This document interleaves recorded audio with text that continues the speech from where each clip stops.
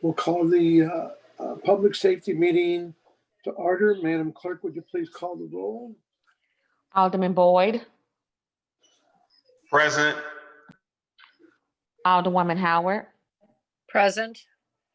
Alderwoman Hubbard, Present. Alderman Muhammad, Alderwoman Boyd, Alderwoman Clark Hubbard, Here.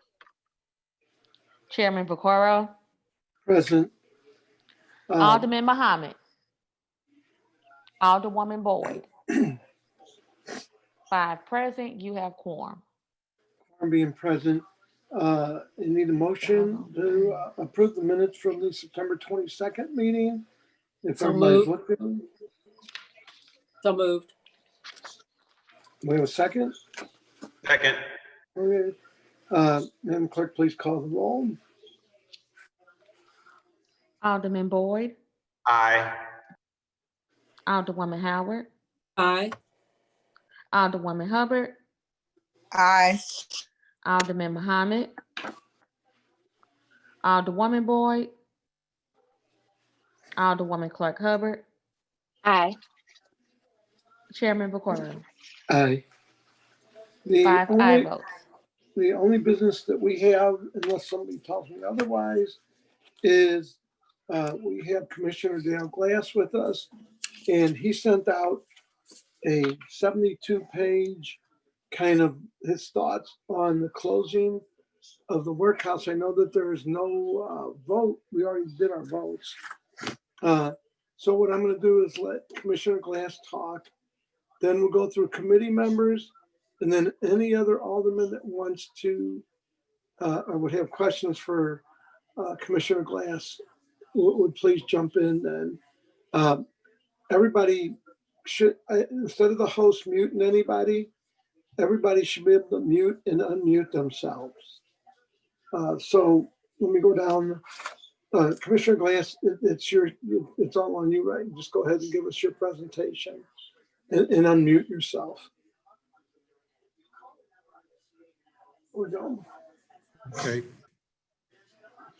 Good afternoon, Chairman Vicario and committee members. As the chairman indicated, my name is Dale Glass. I'm Commissioner for the Division of Corrections. I do have staff online with me today. Michelle Williams, my system analyst. Kim Maloney, my fiscal operations support manager. And George Hayes, my detention center superintendent. My approach today will simply be to extract some of the information from the report that is online currently, just to highlight some of the issues that I thought would be relevant to the committee.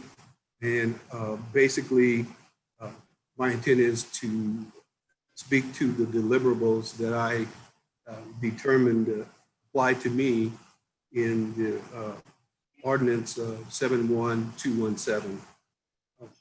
One thing I would indicate starting is that my responsibility as the administrator for the Division of Correction is not to determine should MSI be closed or remain open or when it should close, but to provide those deliverables that were requested of me, and also to advise the city, the administration, the legislators with my view of the consequences of whatever decision or what the outcome might be of actually closing MSI. So with that in mind, I'm just gonna go follow the report, and I'll bring up those pages, starting with the executive order, summary rather, that speak to what I want to present. And again, it is just simply to report back those deliverables that was requested of me. The first deliverable is on page 5 of the report. It is indicated the whole report is online, has been online for a while now. In the first deliverable, I was asked to determine the amount of notice, look at the contracts at MSI and determine the amount of notice we need to give relative to contracts if we would end them and what that contract cost would be. I won't read the whole thing to you, but I would point out a couple of issues. One is that there are several contracts. Corrections has contracts, but Supply Division, Board of Public Safety, and Personnel also has contracts at MSI. And I have it listed there in that chart. I would comment on a couple of them. For example, the Horizon contract, which is our medical provider.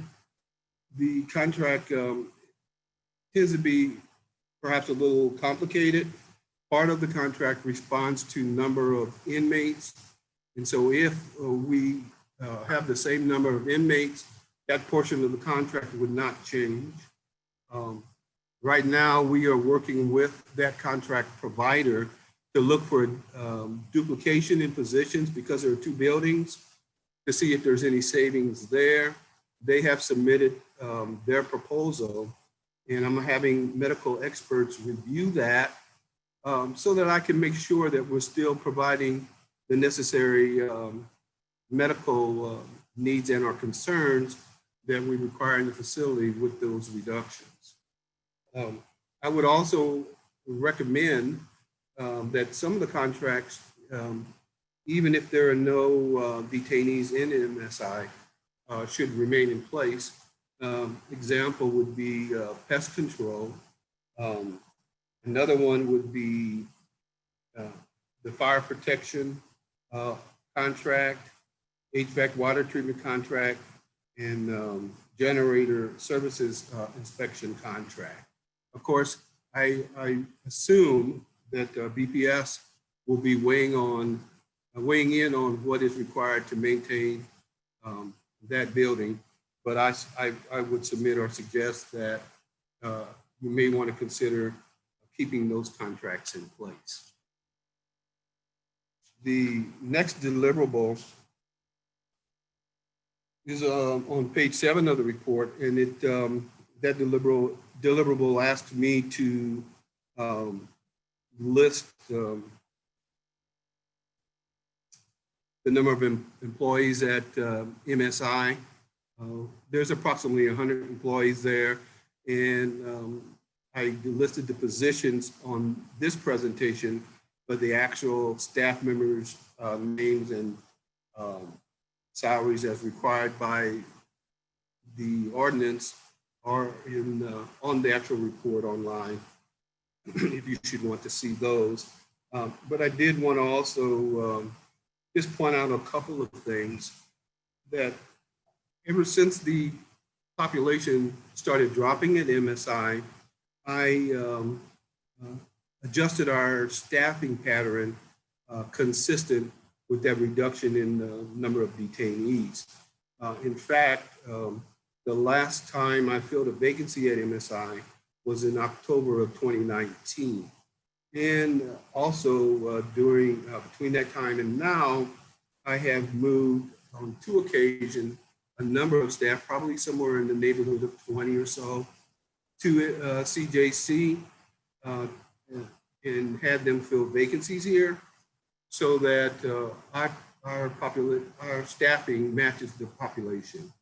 I would also indicate in anticipation of following through with this particular ordinance in November the 31st of this year, I also did not fill vacancies at CJC so that we can absorb all the correctional officer ones for certain, and perhaps a couple of the other positions as well, in an effort to ease that transition if we're looking for those people to be employed and have not have to be concerned about where they would be working and what's next.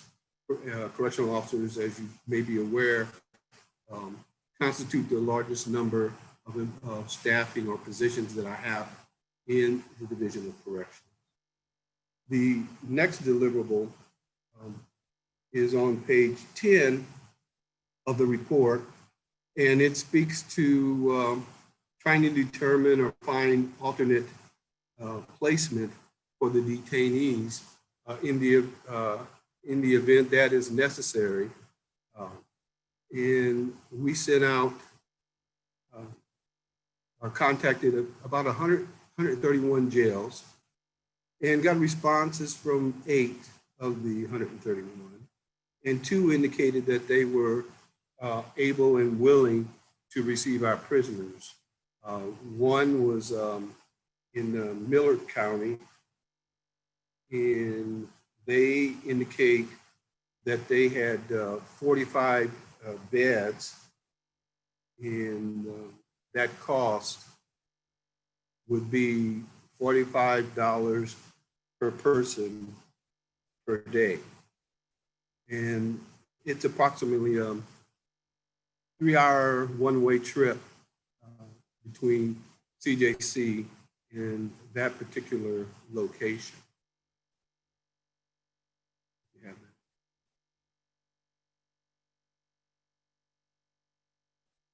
And the other one that responded indicating they were willing to assist us was St. Francis County. They have available 15 beds, and that price was $65 per day per inmate, and one way is about an hour drive. So I'm sure there would be other costs, like the cost of transportation and those kinds of issues that I don't present here, and we would have to flush out further once we get to that point. I did want to do mention in the report, and did want to emphasize here, that when we determine to move detainees to other locations, there are other people that have organizations that have vested interest in the location of the inmates. One would be the Court Division 22. And then also, I would imagine for certain, the detainees' attorney, and then whatever transportation team that would have to transport them back and forth. And so they should be part of the conversation at some point. I'm not even certain to what extent or what role the courts would play in determining where their prisoner was housed, but that conversation needs to be had. And also, I would indicate that the costs that are indicated by these 2 jails do not include medical expenses and those kinds of issues. We'd still be responsible for those. So the next deliverable, also on page 10, I was asked to provide the average MSI monthly population, and I just refer you to the chart. You can see from August of 2019 until July of 2020, at the time I prepared the report, that there has been a decrease in the population in MSI. I also point out that around sometime in the beginning of March of this year, there was a response to COVID-19 in an attempt to reduce jail population. Some of those reductions are a result of releasing detainees from the jail. However, I'm convinced that the most significant number of reduction is as a result of current arrests in the community. I would indicate that above the population count in the building, we also have additional detainees that are the police arrestees. Currently, it averages somewhere between 25, 30 people additional. But prior to COVID, the average daily arrestee population is about 100 people. So we had to provide, of course, services and facilities to those people in addition to our population count. And so that's where we're at today. I did check the population count, and it says 68 at MSI, but I would also indicate that's somewhat misleading because I have 60 people here at CJC already that would normally be placed at MSI. One was in anticipation to reacting to or responding to this ordinance, and the other was an attempt to have the ability to separate detainees during the COVID situation.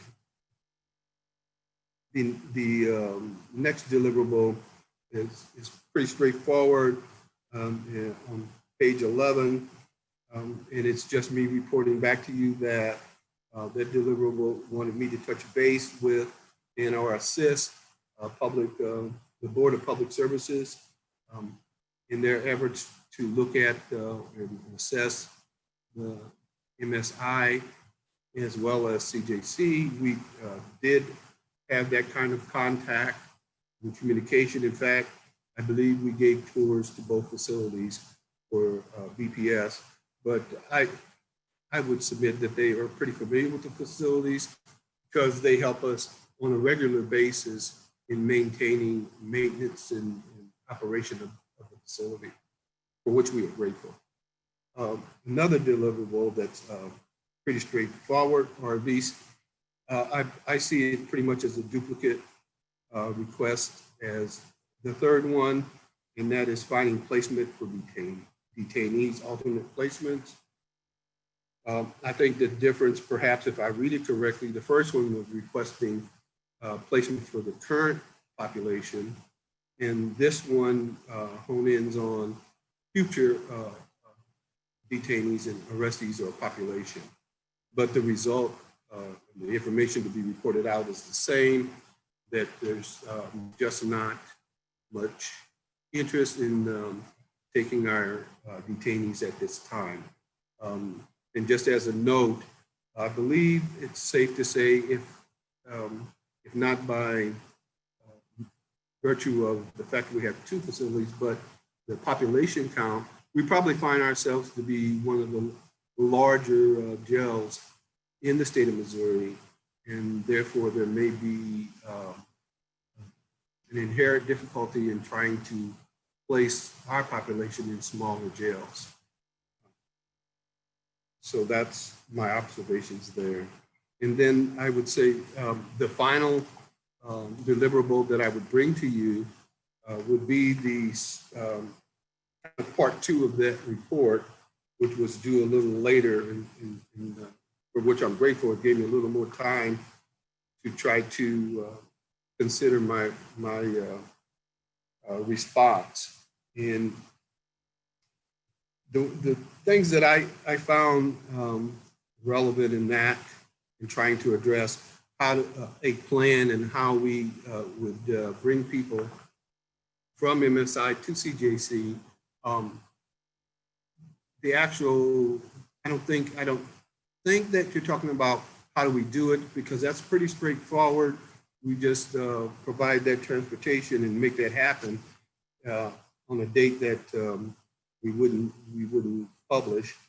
But the two things that stand out to me, or the two possible approaches that bear consideration, would be one, trying to find a alternative place to house our detainees. We spoke to that pretty much. That would be one, would be to reduce the population count so that we could house safely, humanely, the number of people in CJC that we should have. And again, one would be alternate locations, which we've explored. The other, there was some conversation about the housing of federal prisoners And in my report, I indicated that on the 27th, when we looked at the number of federal prisoners we were housing, it was approximately 210. Of that 210, 120 of them had cases both state and federal, and only 87 of them actually had only federal charges. The reason I point that out is that the ones with state cases would not necessarily leave prior to the amendment to the intergovernmental agreement that we have with the U.S. Marshals. We had this number of detainees in the jail that had state charges and felony holds, and we were not being reimbursed for those. And the federal agency or U.S. Marshals were not picking those individuals up and moving them to any other location until they had satisfied their pending state charges. So even in that event, I think that you would find that depending on how many federal detainees we have, at least half or maybe more of them would not go anywhere. The other alternative, obviously, would be to house everyone at CJC. And I would be concerned, I raised the concern or the consideration that we want to be careful that we don't create a situation where we are overcrowding this jail. And I offered in the report some references that speaks to that. Jail crowding also becomes a serious and immediate concern when the population exceeds the functional or maximum capacity of the jail. And basic services you'll be able to provide, and other services like programming, recreation, and those kind of things are diminished or reduced. Also, I included in the report an independent review I had done by Brad, and I asked him to assess the population of the city jail and what the population they could possibly hold. I have on the screen there what I found when I first came to the city in my first tour of MSI. This is what we had in the doors. So one of my goals was to try and to reduce that population so that we wouldn't be in a situation where we had an overcrowded jail, which was difficult to operate and dangerous, or at least not safe, both for the detainees or the staff. The report from Brad Holm indicated that our operational capacity is 665. That means that's the optimum number of detainees we should have in this building to be able to still present programs and recreation and safety concerns would be addressed based on the number of beds and bathroom facilities and all of those medical services, all those other things that we wish to provide. I also, I don't want to get into the weeds talking about populations and all that, but we did develop a little diagram that would help, I think, demonstrate, go to the next slide, demonstrate what that looks like. So basically, what you hear a lot of times of people talking about, we should be able to hold 860 people.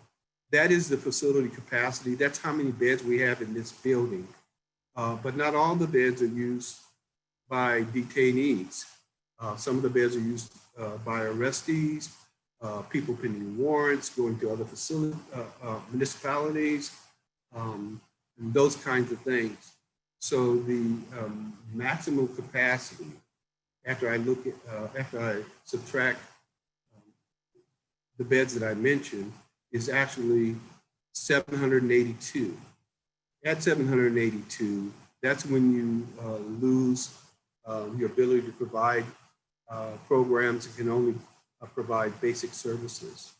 The operational capacity, 665, is reflected on the chart in green. That is the number that we can operate successfully at in trying to address our concerns about programming and all that. Now the current population as of yesterday here at CJC is above that, 688. As I indicated, I'm holding 60 that normally would be at MSI. MSI was 69 yesterday. The combined population was 768. With that number again, we get concerned about some of the things we must provide for, such as classification, separation, court orders, victims and co-defendants, and being able to do those kind of people that need protection, being able to provide those kinds of services. Finally, what I would indicate that we looked at and considered so that we would be prepared for such a move in the end of December, I would divide the jail into two sections. One would, that's on page 4 of the second report, one would basically be classified as minimum and medium security so that I can keep them separated from the next group that is maximum security. It still would require that to do that and keep them separated, it would require people to sleep on the floor. Consequently, the ability to sleep people in what they call boats, as demonstrated in this picture, is less feasible or possible here at CJC than it was at MSI. I wanted to demonstrate, and put the next picture as well, Michelle, what that would, I'll go back, I'm sorry.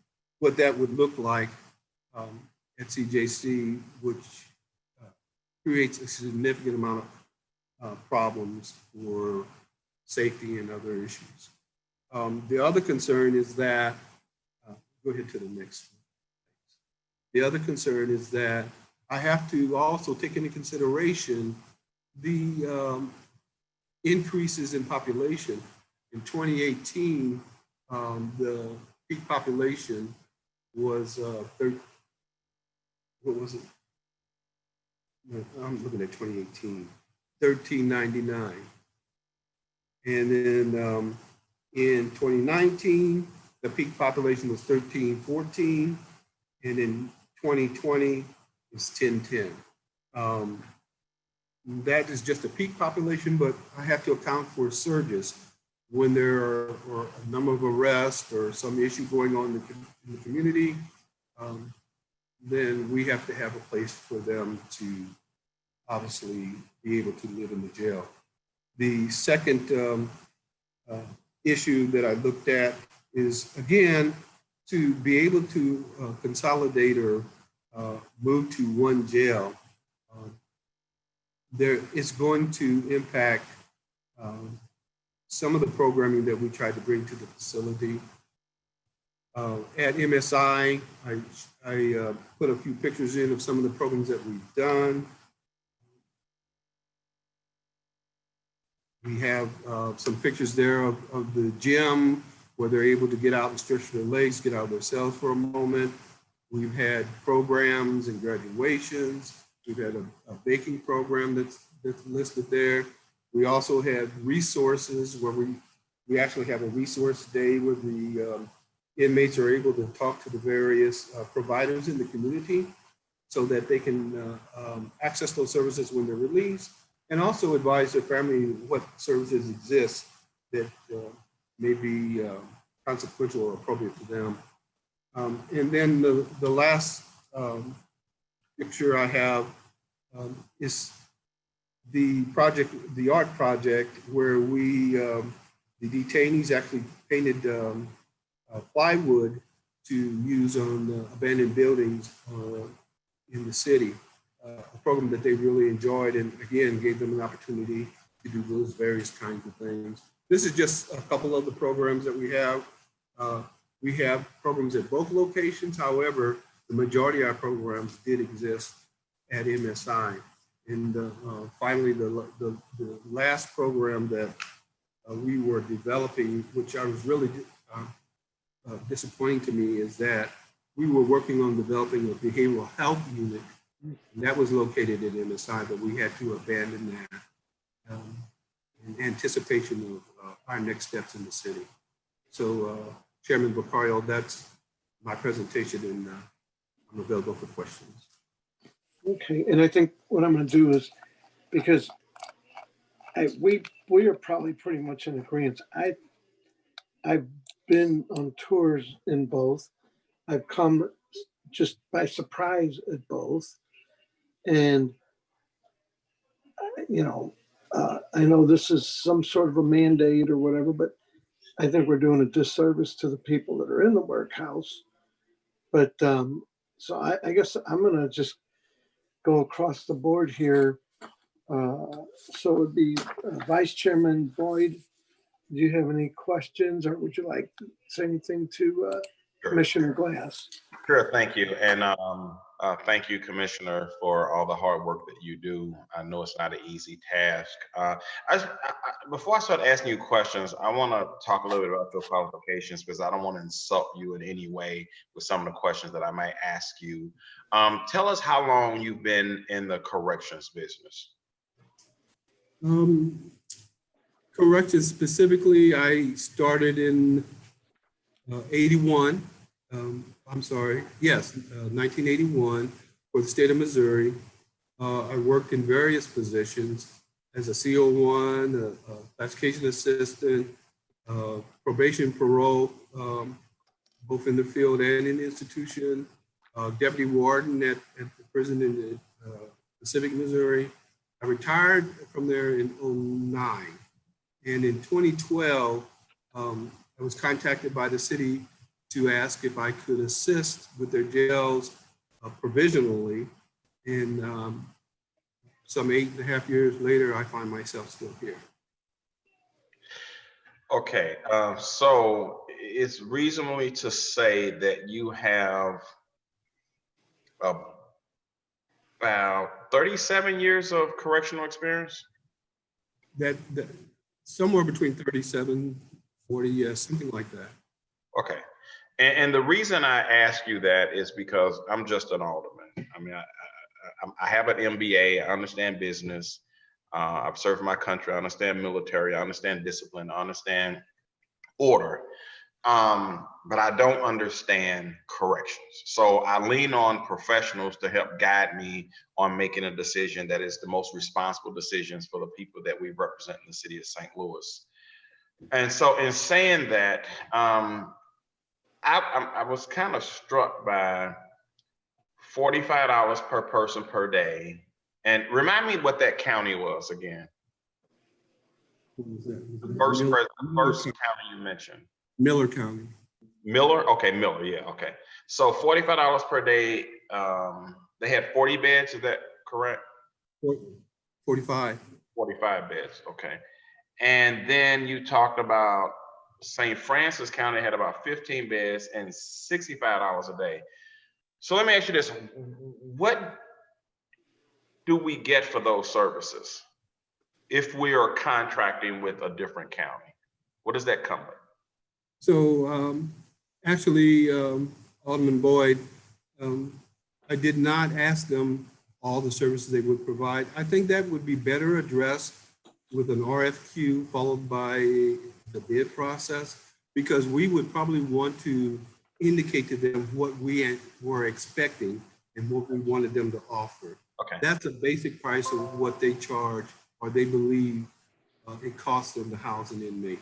Not the one thing I did point out that's pretty significant, not medical issues. It doesn't include medical? No. And typically, what's our budget for medical? annually? I'm going to ask Kim Maloney, can you answer that for us, please? Sure. So the inmate healthcare contract in FY21 is worth almost $9 million. It is total, and that is for, and so it's that is for both facilities. They do break it up with a base cost for each facility. So, however, it's an all or nothing contract at this point. So we would have to renegotiate.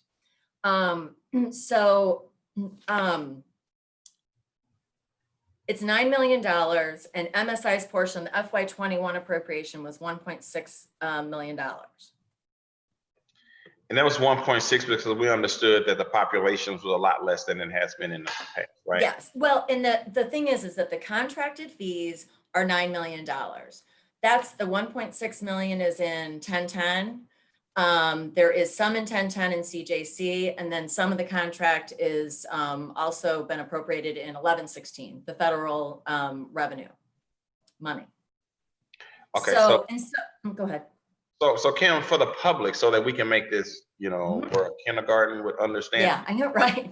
Count and all that kind of stuff. The public doesn't understand that. So can you break it down into just real simple terms as far as the allocation of money, where it comes from? You know, I'm interested in knowing, you know, per inmate, approximately how much are we spending on medical on average per? Okay, so the contract's a bit complicated. And so when the healthcare companies bid on the contract, they base it on a, you know, per inmate fee for their fixed costs, because, you know, that includes like salaries, you know, healthcare, all that stuff. We also include $750,000 for offsite care is included in that contract price. So if we have to send somebody to the hospital, or if they're dialysis or whatever, then that's also included. Now, if we go over $750,000, then in addition to the base costs, which the city is contracted for $8.9 million in FY21, unless we renegotiate it. So when we send people off to offsite care, it covers $750,000. From $750,000 to $1 million, we have to pay 35% of the offsite cost. And then it's even more over $1 million. There are also built into the contract. So that's the fixed cost. And I will tell you, I don't have the pricing sheet, but they sort of break all their fixed costs, and then they break it down by number of inmates. And the contract was bid for 1,150 inmates. Kim? So, yeah, don't get too into it. Yeah, that's okay. Do you remember when we were doing the contract, what we estimated was the cost per inmate was? I do have that here. Alderman Boyd's question. I don't have it right in front of me, but I can just break it down right now. Divided by 11.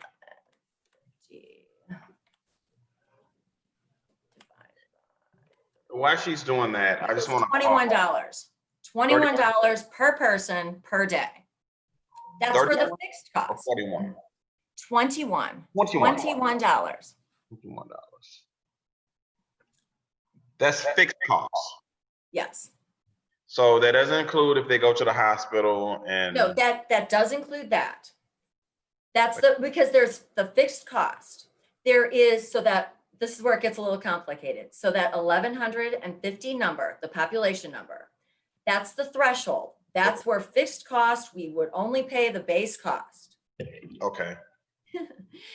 And I can send you a spreadsheet explaining all of it. But it's not going to take a lot of time because I know other communities ask questions, but this could really go a long time if we really dig into it. And I really think that we need to dig into the weeds of what's going on so that when we make a decision that this is what we actually need to do, that we're being responsible. absolutely. And I certainly don't want to, you know, eyewash anything and just focus on sound bites. But I also want to be respectful to my colleagues that on the committee first that may have questions, but then I see there are other members of the Board of Aldermen that are on her as well.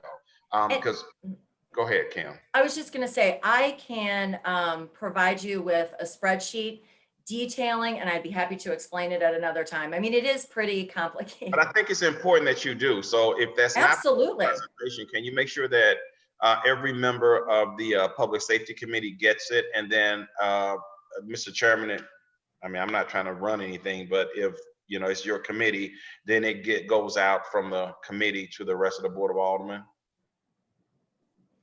I would be happy to do that. Okay, because $45 and $65 just jumps out to me as, you know, some very huge figures.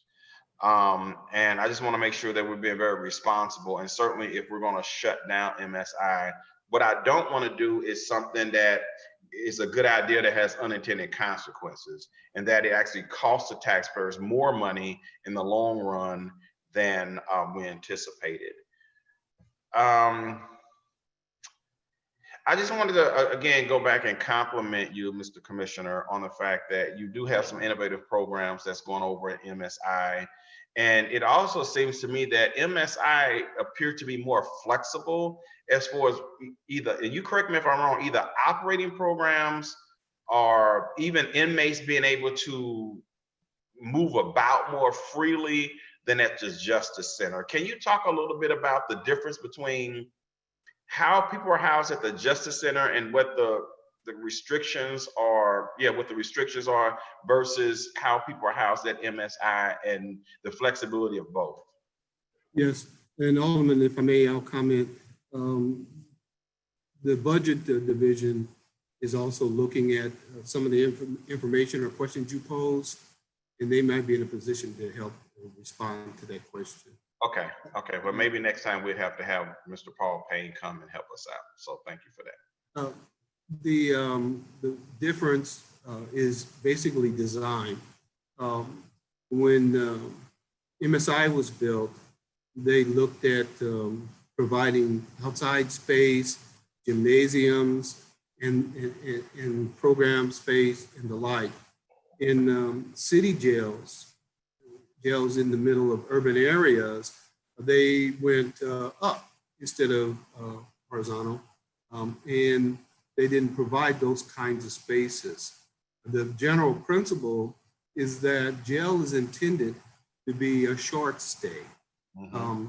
The people confined in prisons have a lot more freedom of movement, activities they can be involved in than jails. So when we end up with average times of stay increasing above 200 days, that's pretty impactful. So when MSI was extremely populated, there were too many inmates to provide those services. Mm-hmm. As the population dropped, we revamped the gym, repaired it, did all we had to do there, created classrooms, and also provided outside rec so people could actually get some sunshine. And so you don't have those same opportunities at an urban jail. Okay. I'm going to listen to the rest of what the committee members have to say. I would have to say I have a lot of anxieties about the presentation and where we may be going if we have a hard stop on December the 31st. I am on record of saying that I am not supportive of a hard stop, and that I want to make sure that we are doing our due diligence and that we're being responsible and that we're not just pandering to a feel good for people. Certainly no one wants their loved ones to be in jail any amount of days that they have to be. But at the end of the day, we do have a responsibility to the public, and we do have a responsibility to the inmates. We want to make sure that people are housed in a humane condition. I do respect the fact that maybe you can't have quality air conditioning during the summertime and when the heating degrees is above, bearable for those who, are not in jail. But at the end of the day, I want to make sure that I'm sensitive to what my constituents are saying to me and how they want to feel safe and how we want to protect the inmates that are housed in our facility and just do the right thing by everybody. My strategy is certainly always to look for the win-win, but I don't want to make a decision based on a trend. And I want to be clear with that. I want to make a decision that's based on facts, that's based on merit, that's based on what's in the best interest of the majority of the population that we serve. So again, Mr. Commissioner, I want to thank you for the job that you do. I think you're a very honorable man. You tell it like it is. You are a professional. You know this better than anybody. You are intimately involved with the inmates and what their grievances are and what their needs are. So I am really looking to you for your guidance and your recommendations on what you think is right for the city of St. Louis. So again, thank you for the presentation, and I look forward to hearing what my other colleagues have to say. Thank you. So I think I'm just going to keep going down the list. Alderwoman Carol Howard. Hello, Commissioner Glass. I want to tell you that this report goes into great detail about the things we need to consider that you have considered, and I appreciate your work that you put in on this. I have a question. You have numbers here, and I don't know, I know numbers fluctuate day to day with you, and, it's kind of like holding on to Jello, but if we did go ahead and say we contract with Miller County or St. Francis County, what would be the population we would need to send? I mean, just an educated guesstimate of how many of our prison population we would need to send to those facilities. So thank you, Alderwoman. The numbers actually fluctuate several times in a day. The best way to express that would be where I indicated that the optimal capacity or operational capacity of CJC is 665. Mm-hmm. So anytime we're above that number, we need to move them somewhere else. So it could be anywhere from 200 to 400 housed outside of our facility. When you Okay, take now- into consideration surges and peak populations, the answer is yes. Okay. In considering that, I understand people are accused of crime, but at the same time, we still want to make sure they have a humane treatment. Do you have any idea what kind of hardship this would place on families that, may have a family member that is imprisoned, moving them out of the city? Do you have any idea how that would affect visitation or support? I'm glad you asked that question. The family support is a very significant issue with people in jail. I guess that's obvious. It's important anywhere, but that keeps them sometimes sane, if you will. And I have dealt with this issue on the state level when Missouri moved its prisoners to the state of Texas, which didn't turn out too well. Yes, that would be a consideration, as I indicated. I will tell you and admit that technology today makes it a little easier than the in-person visit. And if that specific jail has the tablets, they would be able to do video visitation. So that would be possible. However, our community here, it has been something I watch closely, their ability to, rather not to have internet connections or smartphones and be able to communicate in that fashion would be something we'd have to consider. So I guess that would be an additional cost also. Well, to provide us, I don't know what it would be at that jail we would send them to, but I'm in the process of trying to, well, we have already a pilot program with tablets, and there's no cost to the city for those tablets. Oh, okay, great.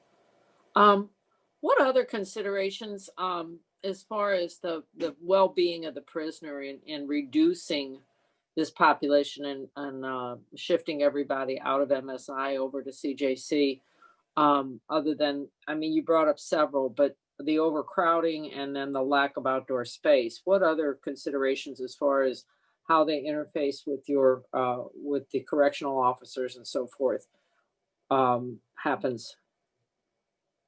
So my primary concern is the safety of my staff and those citizens that are in our charge.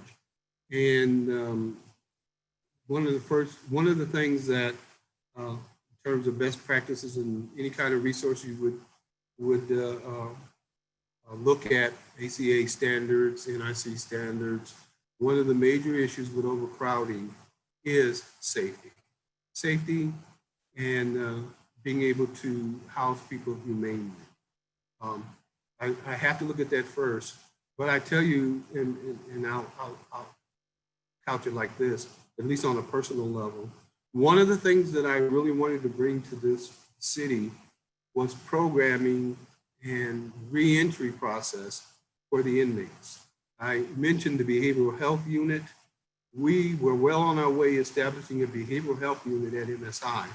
We have already renovated a pod in the more of a therapeutic environment. In fact, had already identified in our contract and hired professionals to run that, medical professional, mental health professionals to run that program. And that unit was theirs to run, and we provided security as they needed. Closing MSI did away with all of that. Overcrowding makes that an impossibility. We have over 100 and something programs here, and we're in danger of losing all of those. So that's our contribution to helping the city to have a safe community.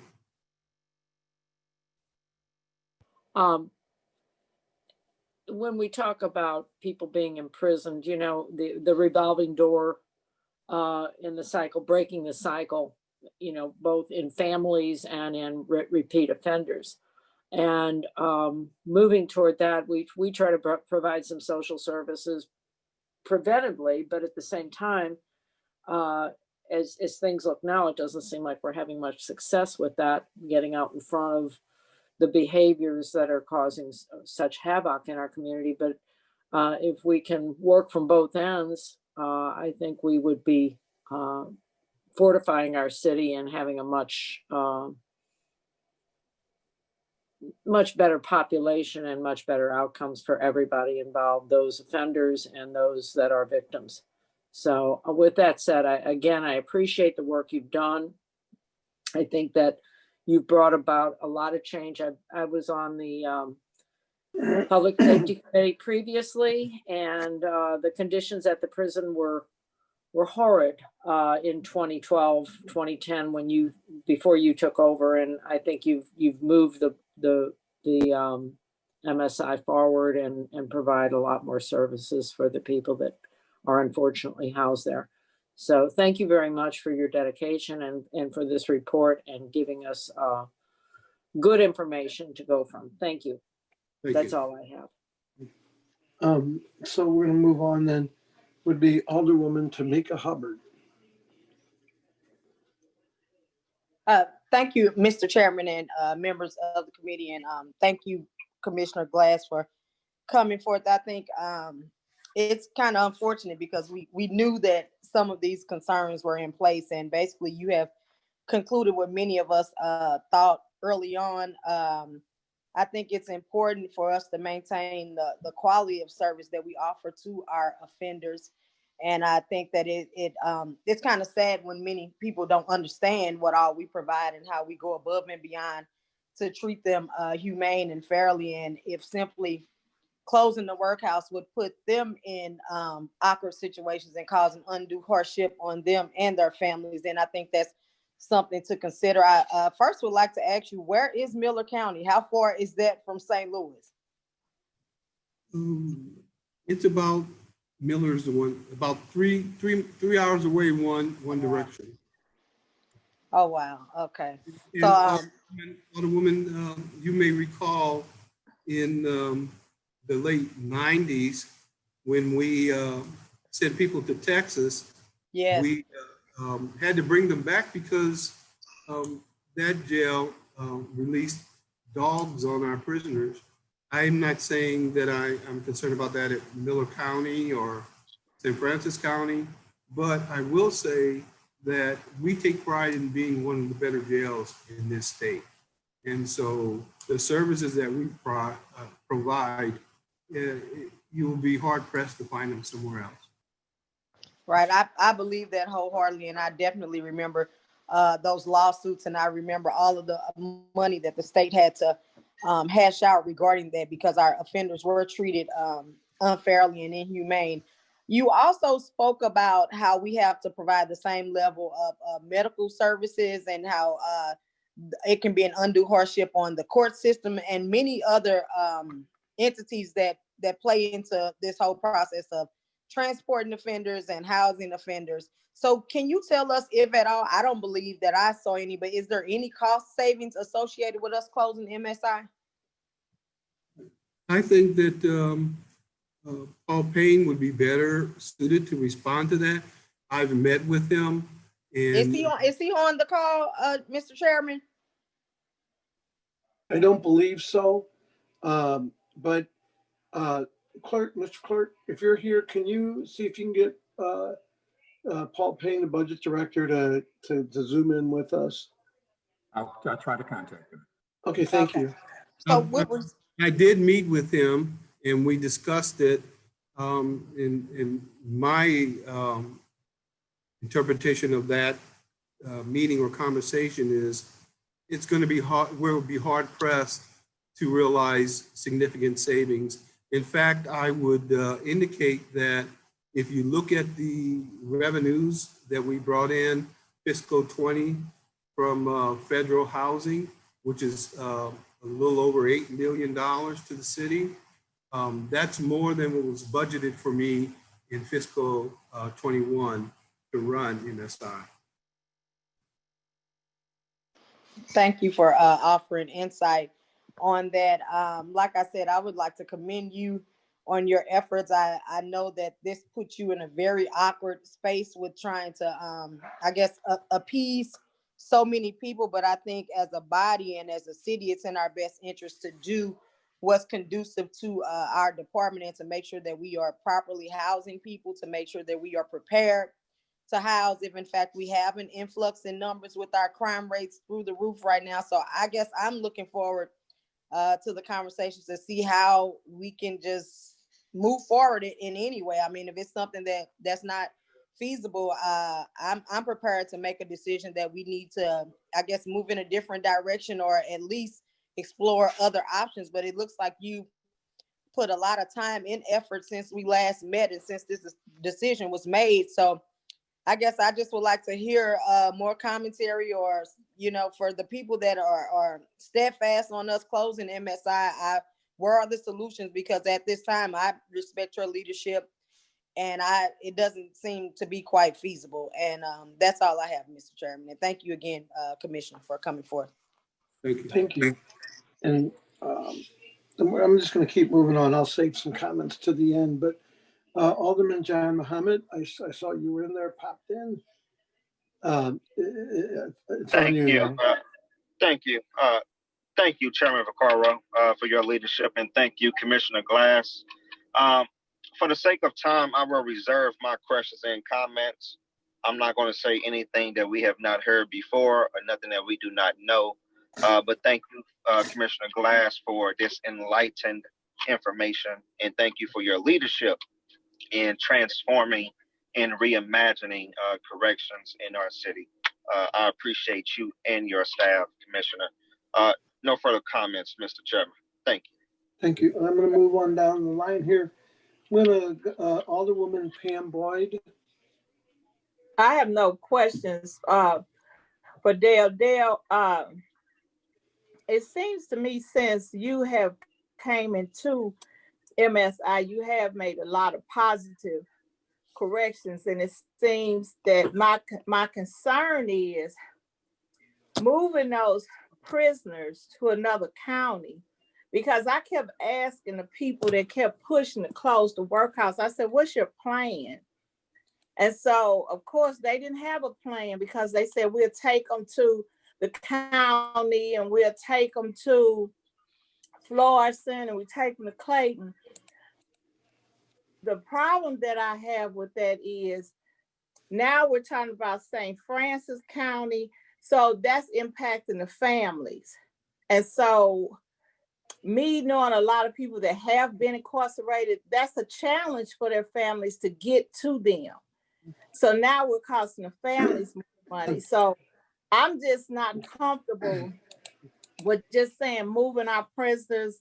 And as Alderwoman Hubbard has spoke on earlier about the lawsuit when they moved them to Texas, I'm just kind of concerned. I want to make sure our prison, I just feel our jail is different and has a better system than these small jails, because St. Francis County, let's just be real, our prisoners are not going to be treated like the prisoners are up here. And so people need to look at that, because at the end of the day, it's racial issues that's going on. And a lot of times those people suffer from that.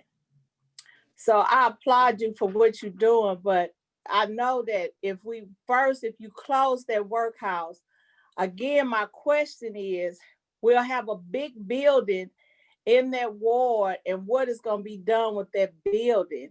And two, we're going to have to wind up building a new penitentiary, a jail, whatever you want to call it. It's closed up. So we're going to have to build a new one. So that's going to cost the city more money.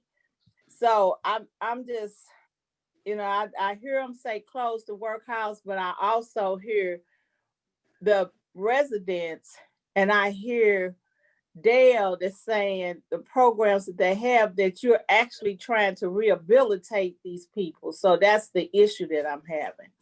So thank you for what you're doing. But I'm with Alderman Boyd. I don't think we need to hastily just shut it down. We need to look at how we're going to address this and make sure that it's a smooth transition all the way across for the prisoners and the families. And the city is a cost factor. So that's my thing. Thank you, Dale. Thank you. So Alderwoman Shameen Clark Hubbard. Thank you. Thank you, Mr. Chairman. Thank you, Commissioner Glass. You all know, Commissioner Glass, from my conversations that I've supported closing the workhouse. Prior to the reports, you and I had several conversations about the history of the workhouse and the disparities in the workhouse. But this report, some of the things that stood out to me was sleeping on the floor. I'm upset about the behavioral health program that I know you had spoke to me about earlier, that was not going to be able to now be carried out. I know that some of the numbers vary now because of the different, the legend. I think someone was telling me that the legend force that's out arresting more people. So some of the numbers are varying on how we can house the prisoners on the different charges. I'm just understanding more about that. I definitely do not want to see our arrestees, detainees be taken that far away from their families, like Alderwoman Boyd said, and their families not be able to, chime and care and support them in like they would want to. But one of the things that I wanted to ask questions about was, you said and we talked about this before, about that it was never supposed to be a long stay. But I did hear you mention that the average stay was about 200 days. So I wanted to ask you, Commissioner Glass, is that the average stay of every prisoner, of every detainee now? And is there also a breakdown of if they are African-American or white, or, what kind of different auditing factors have been in the, do you have on the detainees that are in there now and have been in there since you've been working on the plan to close it? We developed a pretty robust dashboard, a public dashboard actually, that is on the website, and you can track some of that kind of information you just requested. I can say, first of all, that in reference to the breakdown with the races, it's about the same. There is a little difference, but not much. The average length of stay, however, has increased to approximately 325 days. It went up during COVID because courts weren't being held. But prior to that, it was, I don't know the exact number off the top of my head anymore, but about, what do you have, Michelle? Yeah, it's about 200. Prior to COVID, it was about 200 days. Pardon me. And it varies.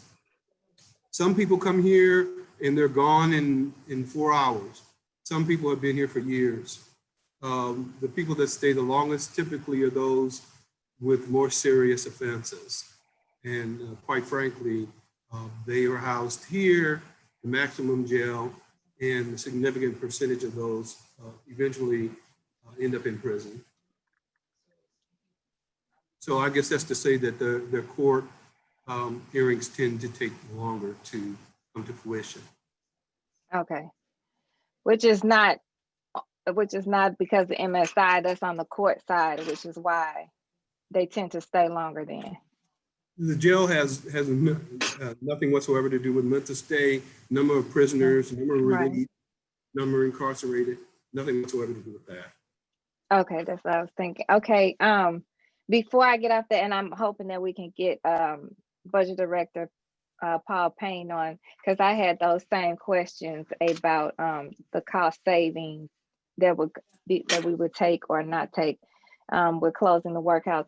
But can I dial back to that sleeping on the floor comment really quick? Is that literally sleeping on the floor? I mean, with the beds, I know you had said something about the rated or unrated beds. Would they literally be sleeping on the floor? There would be no bunk for them. We have what we call boats, and it's a plastic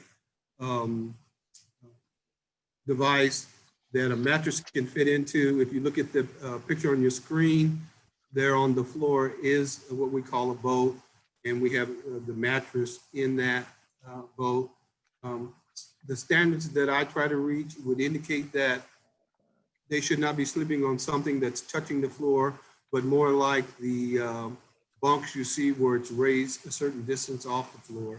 That's NIC, National Institute of Corrections, and ACA standards says that they should not be sleeping what we call on the floor, but it's actually a device that we put a mattress in and they sleep on that. And okay. that is a reality. Wow. Okay. So, well, I guess those were the biggest things that stood out to me and that I wanted to ask questions about. Again, I'm gonna wait for the numbers for the cost savings. And I just want to commend you again, Commissioner Glass, echo all my colleagues about the work you've done. Thank you for always not making me feel like I'm getting on your nerves and I'm asking questions and trying to get an understanding. I did tour the workhouse and I did see the programs in place that you put in place rather. So I thank you for that, because in our conversations I talk about how the proactive piece is big for me and how we don't want to see them get to you. So if we could put more resources in, then that would be better. But you are an amazing reactive piece, because once they got in there, you were able to do the wraparound services and wraparound programs and change that system around there. So, and what I said to you always is that, again, even though I support close the workhouse, I do think it should be decent and in order in whichever way that we do it. So thank you. Any way I can support you, you already know, please let me know. And I'll be waiting to hear the other questions from my colleagues and the numbers from the budget director. Thank you. Thank you. So that's all the committee members. I was gonna make a couple comments. One, I gotta call Paul Payne, although they're trying to find him, may not be available, but certainly we can have other meetings. I wanna also, as we move on, and I see Pam, Alderwoman Boyd has a question for us. So- Yes, could I ask a question? Sure. Dale, I know about your programs that you have, and I know that you're trying to make sure that what I see, you're trying to make sure that our workhouse is unique to other workhouses. And I've heard the horror stories and I heard all what they say, but I think people right now should understand that you are looking at the welfare of the prisoners. And I've talked to you continuously in regards to that. And so your main concern is the welfare of them. And so I guess my question is, where are we in regards to coming back? Once people go, do they keep coming back after they go through programs and that stuff? Are they coming back, or are they, rehabilitated and doing better? So that's a difficult, involved question for me to respond to, Alderwoman. I know a lot of times people speak in the terms of recidivism. However, I don't think it's applicable in jails, because you can be placed in a jail without being found guilty. Therefore, I don't consider that recidivating. However, we just developed or in the process of developing in CJC a program that will help us track number of arrests to be an indicator. But I don't know if that's an indicator of this is a bad person or this person is in need of services. That's a little more difficult to sort out. I had indicated before when speaking to this committee that you probably realistically should be looking at doing both, having a place to house those that are arrested, as well as beginning developing programs in the community. And quite frankly, in my humble opinion, if you're successful with the programs in community, the numbers will reduce and therefore you won't need a jail. But I kind of feel like we're going at it in reverse. So we haven't really fully engaged in providing programs in the community. So how can we expect or anticipate the desired outcome? Right. And so I just share that, and that's my philosophy and or opinion. And I did put on the screen some of the renovations that we've done, and this is what MSI looks like. And all inmates live in the pod, not in the old dorm, but that's the center picture is the old dorm, and where I tore out all those bunks where it just was not appropriate for jail.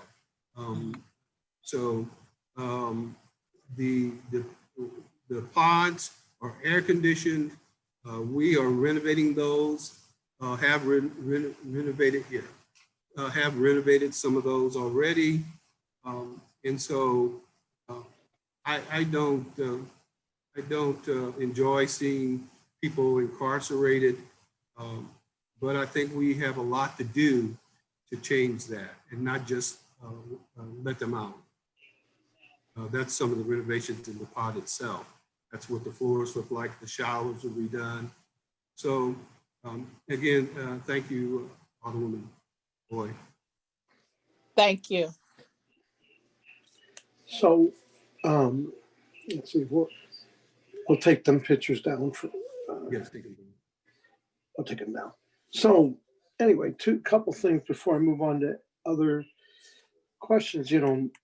First off, and I'll get with Carol in a second, but I want to commend our committee, because this is not an easy subject. There's all this pressure, close the workhouse, close the workhouse. But we do have a great committee that we care about the prisoners, we care about the people, and we're asking the questions. And if they can find Paul Payne, we'll get those answers. To me, it seems like there's, of course, I don't know, we'll find out. But it doesn't seem like there's not only is there not going to be any savings, it could be even more cost. We're also making it harder because the sheriff now is going to have, you figure if it's 3 hours or even an hour and a half away on the closer one, St. Francis, that's in one case, it's a 6-hour round trip that they have to take 1 or 2 deputies to go pick up the prisoner, bring him back to the court for a hearing, and then bring him all the way back out there. There's a lot to be considered. So I just want to commend the committee. It seems like even in the face of everybody just saying shut it down and we don't really care, stick the people in the workhouse, stick them in the Justice Center, stick them in wherever you got to stick them. I want to commend our committee because we're thinking more about the prisoners. And I had asked the Close the Workhouse group if they would please go visit the workhouse. I said, even go, and I told Alderman Dan Gunther, do it as a surprise visit then. They said, well, because if we do that, they're going to make them clean it up. I said, well, go just knock on the door, do it as a surprise visit. And they didn't. I don't know why they don't want to go over there and verify for themselves. They talk about the great money savings. They did that on ward reduction, which I still oppose. They said, oh, well, if we get rid of half the aldermen, we're going to save all this money, which was an absolute lie. It's let's just do it. And, whatever happens, happens. We can move on to the next thing. Sometimes it seems like we do things just to make a certain group happy. And we don't go through all the potential problems in that. And I can tell you that Alderwoman Hubbard's son was saying hi to all of us. He's a cutie. But I commend our committee because this is not an easy thing. It'd be a lot easier to say, so what, close it. We can make certain groups of people happy in our neighborhood, or we can do what we believe is right as a committee. And that's my only comment. Alderwoman Howard has questions, and then anybody else on the committee. Everybody's in control of their own mic, so just jump in. I don't have a question. I have a comment. I toured the prison back in 2012 when I was on the Public Safety Committee, and there were people sleeping in the boats, as you mentioned. It was awful. It appears that you have done a wonderful job in humanitizing the prison, Mr. Glass. But at the same time, I have constituents that are concerned about people being released and their safety. So, we're in a dilemma here. However, I do believe that everybody deserves fair treatment if they're being held and they're not really accused. So I appreciate the work you've put in. And I think maybe we need to look at making this some way of avoiding prison, and maybe getting creative in how we're looking at this whole issue.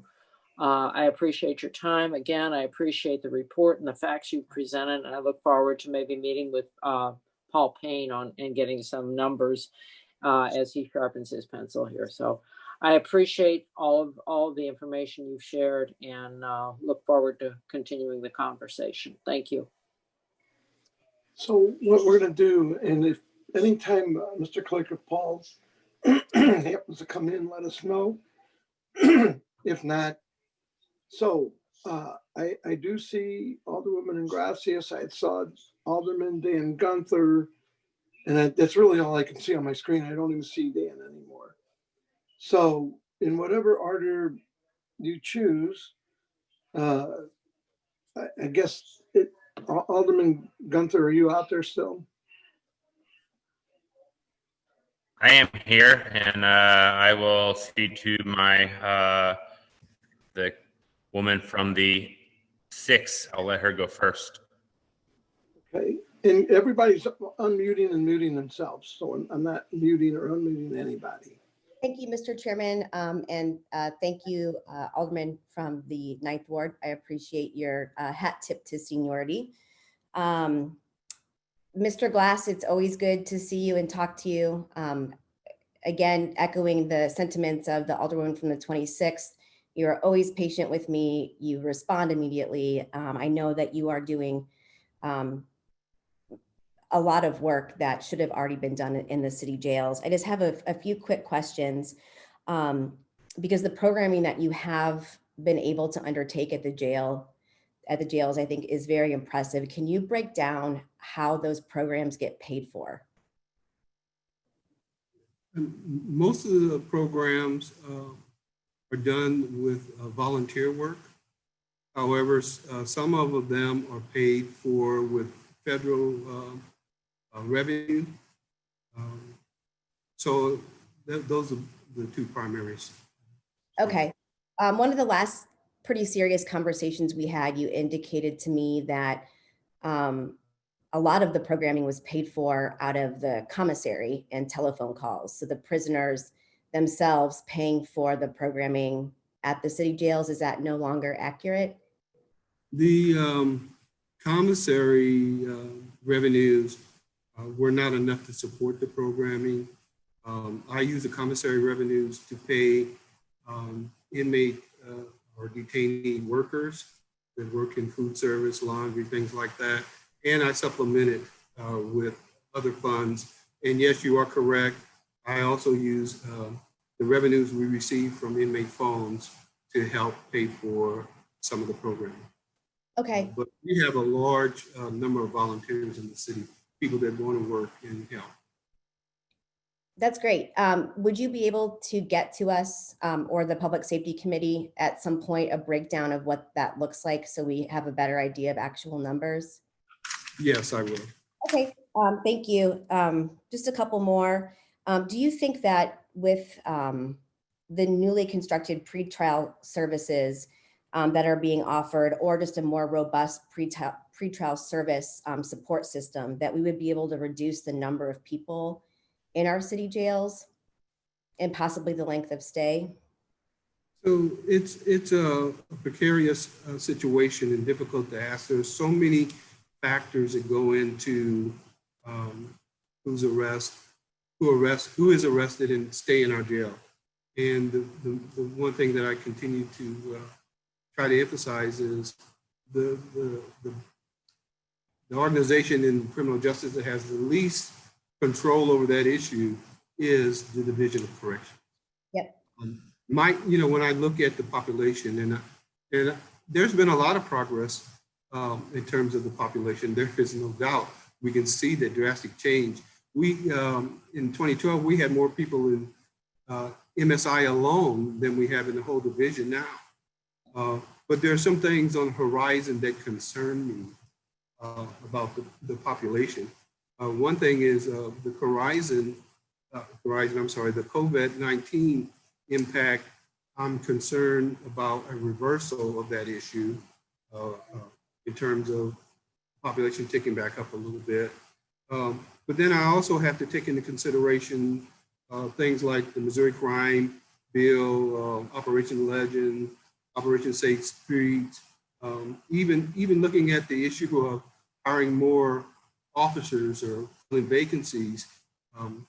As an administrator, I have to try to calculate all those issues in terms of preparing for surges and peaks. But there is no doubt the efforts of the Division of Corrections and others have impacted this population. We cannot impact the length of stay. That is a function of the court system. Okay. You had discussed Miller County and St. Francis County as, potential places with beds and the dollar amount per day per inmate. Is that something that the city would bear the cost of, or is this more of a situation where the federal government, if we stopped housing federal detainees, would be on the hook for financially? I'm not sure if I can sort out the question, Alderwoman. Sure. So I apologize. I'll try to be more well-spoken. If we stop housing federal detainees in the city of St. Louis, would those inmates who get transferred to different places because they don't have state or city charges, would that money be paid by the federal government or the city of St. Louis? Okay, I think I understand the question. So I think I hear you saying that the population that we would transfer would be federal prisoners. You can't speak for the U.S. Marshals in terms of where they may desire to place their detainees. But I tried to represent that the current population that we have, that we're being reimbursed for, only 87 of those are actually federal only detainees. Okay, so there aren't more people in CJC right now on solely federal charges than there are workhouse detainees in the workhouse. Currently, to try to be precise, currently the number at MSI is 68. The number of federal detainees is 87. However, also at CJC is an additional 60 detainees that would otherwise be at MSI, except that I held them here. Okay.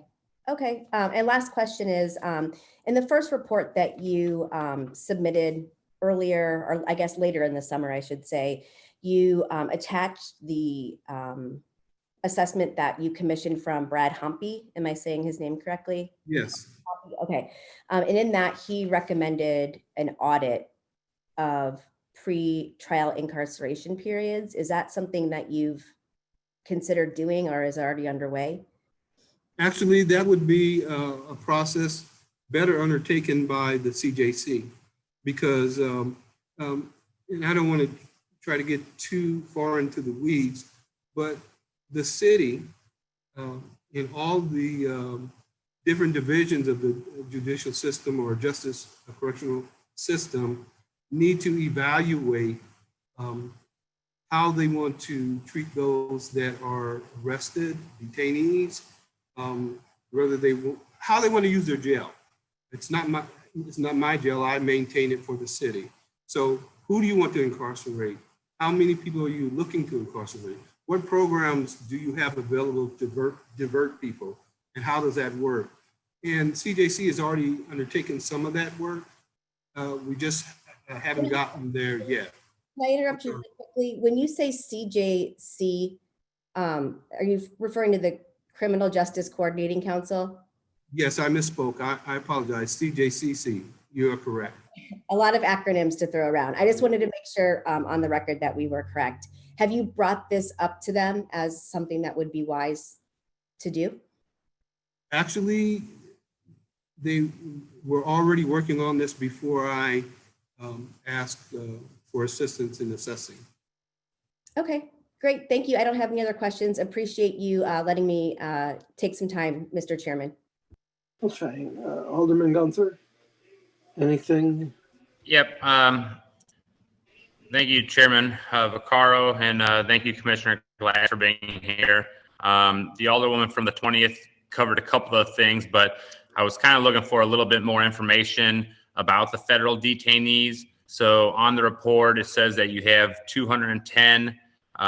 You had mentioned that 123 of those are being held on both state and federal charges, with 87 being just federal charges. So is there anything that keeps the city of St. Louis from not having those 123 state and federal charges from not being under the control of the city of St. Louis? Is there any way that those 210 federal detainees would be able to place elsewhere without us paying for their medical bills and housing, etc., being as that they're state and federal charges. So I try my best to avoid speculation.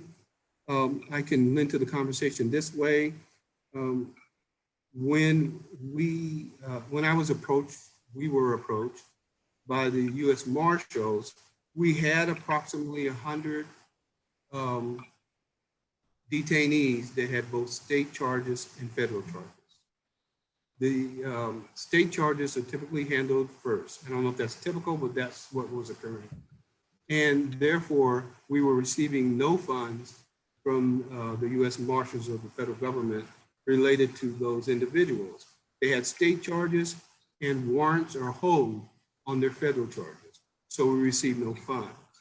When we renewed this agreement or updated it, they offered to take that population as well and reimburse us for them. They didn't have to, but they offered that, and I guess sweetening the pot a little bit.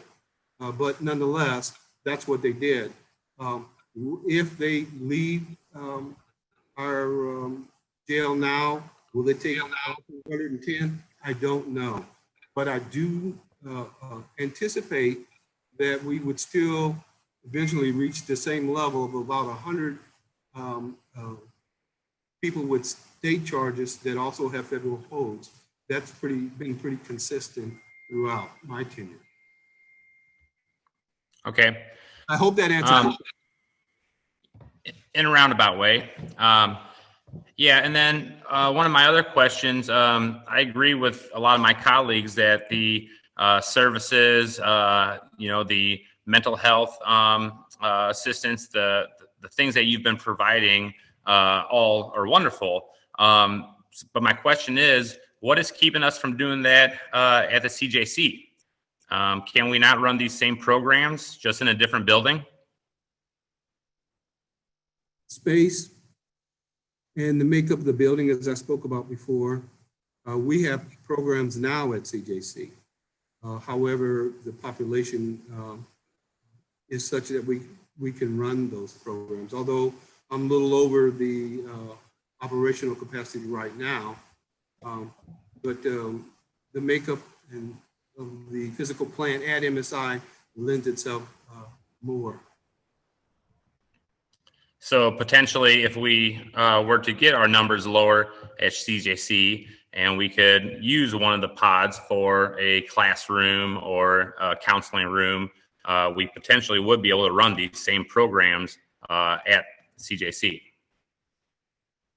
I don't think we can match the programming level that we had at MSI. The optimum operational capacity would be 665. We would not be converting a unit, but we have program space here that we do use. And again, we call it phase time. What we calculate is the number of detainees and with the space and the programming, the programs that are offered to determine how many people we can reach. I can tell you, even I gave a tour to Bill Gates' poverty initiative, and they were impressed with the programs we had, even at MSI, but they asked me a question that still haunts me today. Even though we had several people in a program, there were so many more that weren't being reached. And so I'm indicating that we can reach larger numbers at MSI than CJC. Okay. And then I guess my final question would be, Ordinance 71-217 essentially states that, we're going to work on a plan to close the workhouse by December of this year. Are you still committed to being able to fulfill that ordinance and make sure that we have it closed by the end of this year? I have, in my interpretation, I have already fulfilled my obligations to that ordinance. I developed the plan. The plan still exists. We still talk about what if this, what if that. The plan did not say, in my understanding, do it by this date. I will do whatever the city says. I'm Okay. offering you the benefit of my expertise in the field to what the possible impacts may be. Okay, I thank you. And I don't think there's any other persons, although Vice Chairman Boyd. Go ahead and whatever, anybody on the committee, just jump in. Everybody can unmute their mics, but anybody wants to jump in, just jump in. Okay. I just wanted to say that I received I was able to get the copy of the report, so I'm going to forward it to you, Chairman Vicario, so that you can forward it to the committee members. Paul Payne's report. Okay, I'm sorry. Okay. Vice Chairman. Okay, I just want to go back to Commissioner Glass. So we house city, state, and federal prisoners. Is that correct? That is correct. And of the prisoners that we house, how many of these prisoners are from another county or jurisdiction? So, Alderman Boyd, our population, well, maybe I'm not sure if I understand. Are you asking me how many people are holding, waiting for another municipality to pick them up? No, that's not what I'm asking. Okay. I'm asking for the people that we house and the purpose for us housing them. How many are from another jurisdiction? Live in another location. No, that's not what I'm asking. Did they commit a crime in the city of St. Louis, and are we prosecuting them because they committed a violation in the city of St. Louis? But they're not from St. Louis. Doesn't matter where they live. What I'm concerned about is, do we have let me say that. Do we have a contract with another county to house prisoners? Maybe I say it that way to make it a little cleaner. We do not have another contract. Okay, so the people that we're housing in our Justice Center or MSI are people who've committed offenses within the city of St. Louis. Would that be correct? It's a little, the inmates are people that committed crimes in the city. We also house probation and parole violators that did not necessarily commit a new crime. We also house people with warrants in other municipalities that our police arrest, although they're not part of my inmate count. Okay. Prior to COVID, that number was about 100 more than what you see on the inmate count. Okay, and which that happens across counties, period, right? Yes. You know, every county holds somebody until that other jurisdiction come and get them. I guess what I'm trying to get to is that I'm not sure if we need to delineate whether or not somebody has a state charge or a federal charge, and that's the reason they're housed at the Justice Center or MSI. I think that when you're looking at budget constraints and what makes sense as far as prioritizing, different inmates, you probably would look at, who's going to reimburse us more to house an inmate versus somebody else. And I'm just keep doing real talk, right? And so if we're going to be reimbursed more by the federal government to house somebody on a federal charge, I would think it would probably make more sense to say, if we have to send somebody else in a contract relationship out of the city of St. Louis, we would send those who are on a state charge in which the state pays, probably less than half of what the federal pays. And at the end of the day, it doesn't matter for real, because all we're doing is treating them like widgets and gadgets, right? Because they're human. Everybody is a human that deserves humane treatment. But at the end of the day, every county has a budget.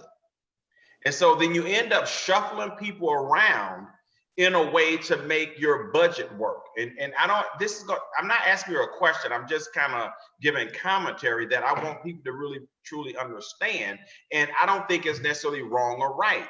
But the reality would be, if you're trying to stay within budget and you're obligated to contract outside of the county for prisoners because we have to close down MSI, it's going to become a numbers game at the end of the day. And I just want to make sure that people understand that. And again, and you can correct me if I'm wrong after the commentary, you're just going to try to get the better bang for your buck on trying to manage your budget.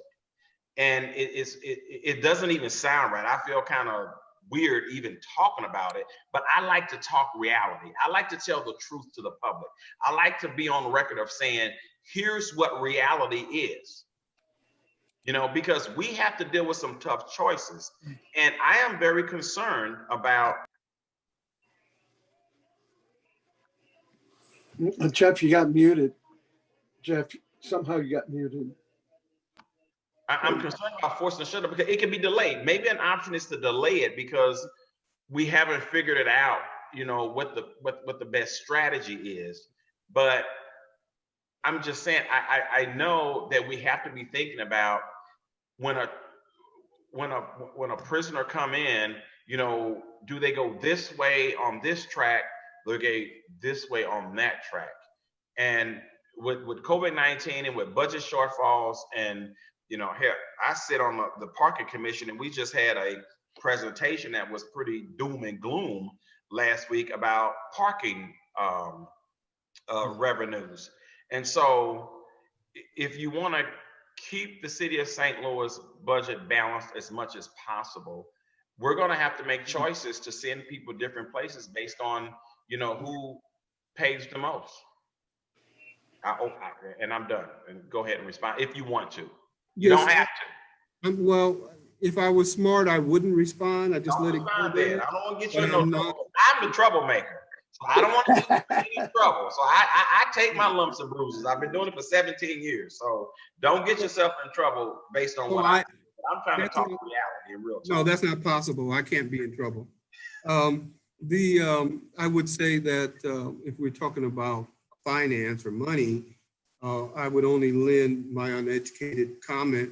The state reimburses only for those that are convicted. So it's possible to be in our jail without us getting any reimbursement. And then they reimburse at a rate of about $22, $26 a person per day. When the U.S. Marshals approached me, I had them amend the IGA that already existed since 2003. I included in the report from $73 to $90 per day per inmate. If it weren't for those funds, it would have been, I use those funds to improve both jails and help bring programs. So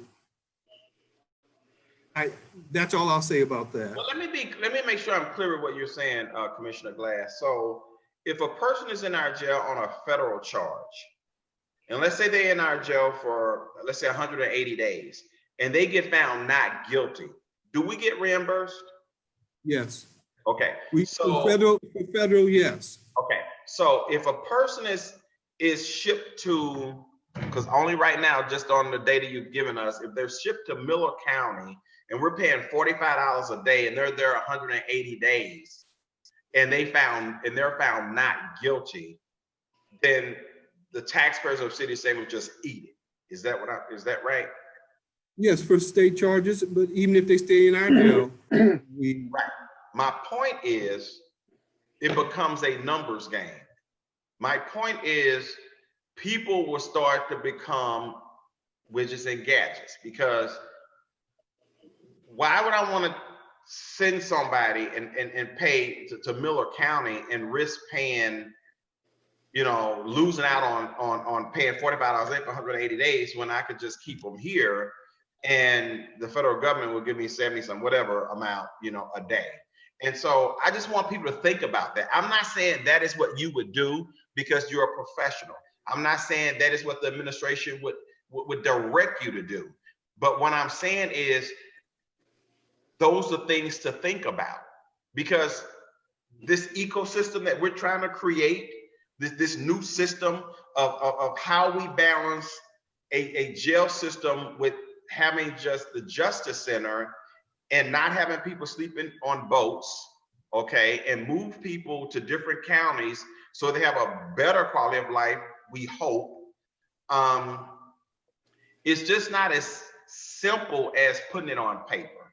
And I just want people to be real clear with that. And I'm uneasy with the road that we're going down. And I want to feel comfortable with that we're doing right by everybody that we come in contact with that has to be housed in a prison, whether it's MSI, the Justice Center, or in, you know, St. Louis County even. So anyway, I just wanted to put that out there for people to just, you know, let that marinate as well and really think about that. Because this is just not as simple as close the workhouse and let's do a happy dance. This time I'm gonna take my advice and not comment. Thank you. I had a quick question, follow-up question for what Alderman Boyd said. Because I am learning about the difference in the charges and how they're stated and how they're kept and the overcrowding that we were talking about. So just for my own clarification, you were saying, or if this is not what you're saying, correct me. If we remove all 87 of the detainees that you said were on federal charges and moved everyone back to the workhouse, would there be fewer people in CJC? Yes, there would be today. It doesn't account for surges and peak populations. Probably just math off the top of my head, maybe 20. But there would be a few still sleeping in boats. I might take that back, but we'd be above our optimum capacity. At the workhouse. At CJC. At We CJC. would be above, yeah. Okay. And I did mention how I was concerned about the distance and the places that you stated that they could be moved to. Are those the only places that they can be moved to right now? Like if we had to do it today, I mean, or would there be other options that we can try to maneuver around? I contacted 131 jails who were willing to participate. Is that probably due to COVID-19 or? I don't want to speculate. Okay. I do indicate that we're a lot larger than most of the jails in the state. So they may not be able to accommodate. Okay. Okay. So, Kim Maloney, do you have anything else you would like to add? Or Mr. Glass or any of your folks that are here? No, Mr. Chairman, if that's all you have for me. Okay, and we did get, Terry just sent everybody the Paul Payne's thing, and I'm not that good at speed reading. It might, I don't even want to guess, because it looks like it says maybe it would save $1 million or $1.5 million, but then again, I'm just scrolling through it very fast. So what we're going to do is, if no one else has any other questions, I think we're going to look to adjourn this. And then I think the next person we have to have come in would be Paul Payne. And I would ask the members of the committee if you want either Commissioner Glass or any of his staff back at the next meeting, we could do that. I would say the next meeting, because the next week we're probably going to be dealing with the police. At least that's what I think. I'm trying to get that lined up. So possibly next week, if not 2 weeks from now, for sure, if that works for everybody. Does anybody on the committee, off the committee, commissioners, anybody have any other questions? If not, we're going to move for adjournment. But Mr. Chairman, when you say meet with the police, can you talk about what the purpose of that meeting, committee hearing will be about? Just so that... Yeah, that's the one that we had kind of talked at the last committee hearing. It's not on this subject. It's it's trying to get questions about manning, how many patrol officers are actually on the street, what percent. One of the things we proposed in public safety, or at least I know I had proposed along with John Alderman Muhammad, is we add back another district. As you know, they would like to kind of have you as the vice chairman, me as the chairman, come to try to go over some of that with us. But it's going to come down to eventually being the whole committee. You know, and so we sent out, we want questions, you know, how many, you know, we wanted the manning table. They're supposed to give us that. It's my understanding that only, and supposedly maybe that's a good number, but it's my understanding that 45% of the police that are on the force are actually out on patrol. So I thought we'd like to try and get some real facts, real numbers, and then bring the chief back in so that we can, you know, get accurate. He said he only has 3 staff, and then someone said his staff has staff. So I mean, you don't know what the facts are. So before I accuse, I know that we have so many people, so many police that are on the payroll, and where they're at, where they work. Are they using the best use for that manpower? Is it possible to add another district? All that is what we need to, you know, and that was all what we're still going to bring up. Yeah, so Mr. Chairman, I'd like to suggest this. If the chief is coming back to make a presentation, and in light of, you know, some of the questions that some of the members have had, or even you or myself have had, I think it would be helpful in the spirit of full transparency, when the police chief makes a presentation, that it's a presentation that's made before the public. I'm sure people will be interested in knowing what the manning staff is and what it looks like and who reports to who. So a simple flow chart will give everybody an opportunity to see what that looks like. But it's real hard to see on a computer. As I watched Commissioner Glass presentation, I have a 32-inch screen monitor with my computer as I'm on a computer as well. So when there's presentation, I can see it a little better.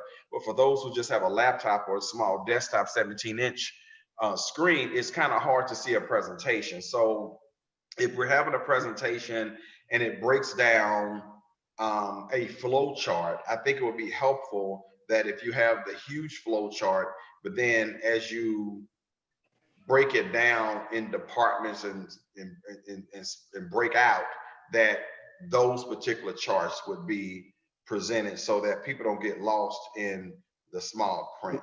So I wonder, I mean, we're a very small committee, and I really don't see any reason why we couldn't do a live meeting with us and just the chief and his IT people at City Hall. Even if we do it in the chambers, we certainly can sit every other desk and we could still socially distance. And that's up to the committee. If the committee would like to maybe do this one in person and everybody else can just watch it on Zoom. I mean, you know, I would say if we don't have visitors in a sense, you know, people could Zoom in to the meeting, but you know, and it's up to the public safety group. But if you guys feel like an in-person meeting with the chief and his IT people, I think we're a small enough group that we could actually do that and socially distance. But that's up to, I'll just leave it up to the committee. No, Mr. Chairman, I would agree with you. I think whenever practical that we should have in-person meetings. I mean, certainly at the Board of Aldermen, it's a little tricky to have 28 plus staff in the chambers. But as you said, if we only had 5 or 7 people on a committee and we only allow those who are presenting to be in the room, then it may be more meaningful and impactful to do it that way. But one thing I do know after 17 years, if you're the chair and that's what you want to do, that's what happens. So No, we all serve our constituents. We all get paid to be where we're supposed to be when we're called to be where we're supposed to be. So I'm certainly in favor of a room, the Kennedy room 208, having a public safety meeting with presenters as well as committee members. But, you know, I'm not the chair of public safety, but if I need to do it in streets, because I am the chair of the streets, that is something that I am certainly exploring to be able to make happen. Because I think when people are face to face, then it's a lot more meaningful than just being on Zoom, where we just kind of literally zoom out by, you know, taking our video off. and we can, I'm open to that. I'll tell you what, if the committee members would just text me, if that's what everybody thinks, I'm all for that.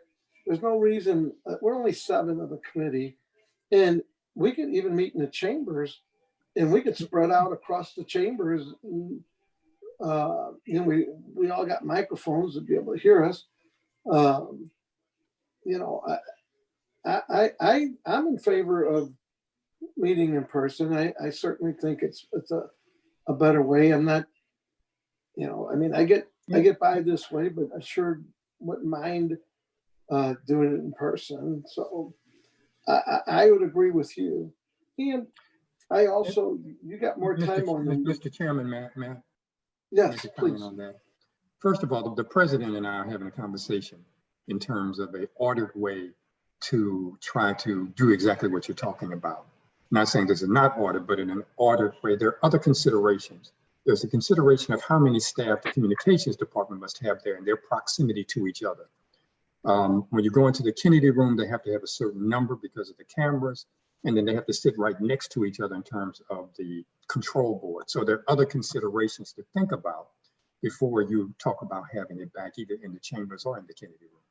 Well, in the Kennedy room, isn't it just the one camera person doing the whole thing?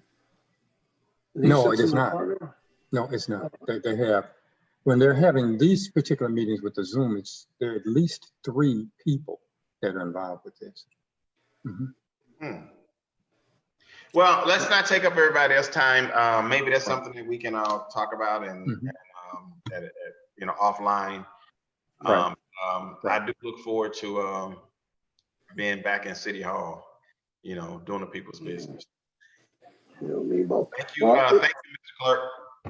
So everybody read the thing that Alderwoman Clark Hubbard sent us from Paul Payne that Terry put out, and we'll just kind of go by the favor of the committee, possibly bring this up again next week or the week after at the latest. So if we have a motion to adjourn, we'll call it adjourn. Do we have a second? Right. I'll make second. Second. I think we all that's here. Okay. Anyway, everybody, God bless, and I'll see you tomorrow's meeting.